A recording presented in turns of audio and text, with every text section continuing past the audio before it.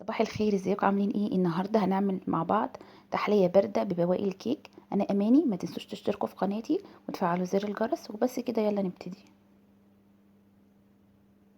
اول حاجه على النار هجيب كوبايتين لبن، هحطهم كده بالشكل ده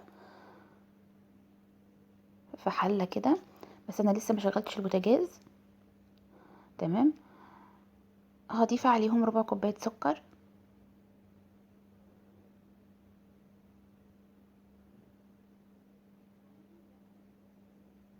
هضيف عليهم كمان 3 معالق من الكاكاو الخام و3 معالق كبار كاسترد باودر. لو ما عندكش كاسترد استخدمي النشا العادي.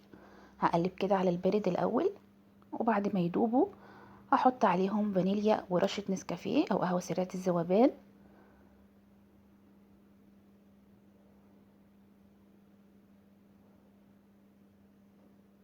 هقلب. طبعا انا شغلت النار دلوقتي خلاص. هبتدي ان انا اقلبهم كده لحد ما يتقلوا.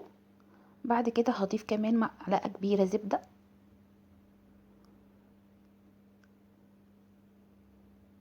وهفضل اقلب لحد ما يتحولوا لقوام كريمي. بعد كده هجيب اي بقى بسكوت عندنا في البيت او اي كيكه متبقيه قطعتها بالشكل ده كده. انا كان عندي كيكه قطعتها شرايح رفيعه بالشكل ده كده. هبتدي ان انا ارصها في القالب.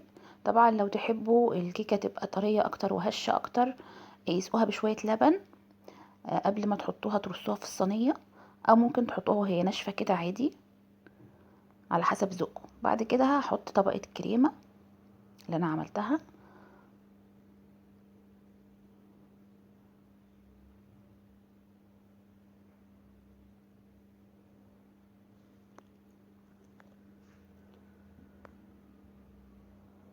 وهرص طبقه كيك كمان.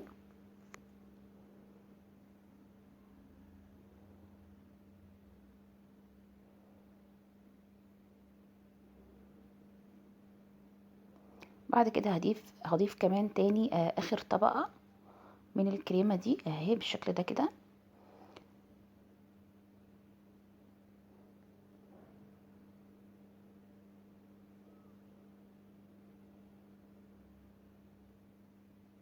وبس.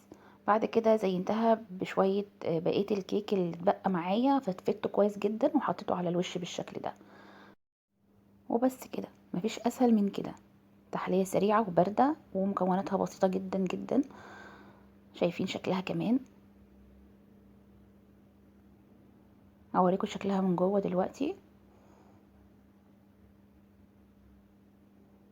شايفين الطبقات؟ وبس كده، اشوفكم على خير ان شاء الله قريب جدا جدا في وصفات كتير جديدة. باي باي.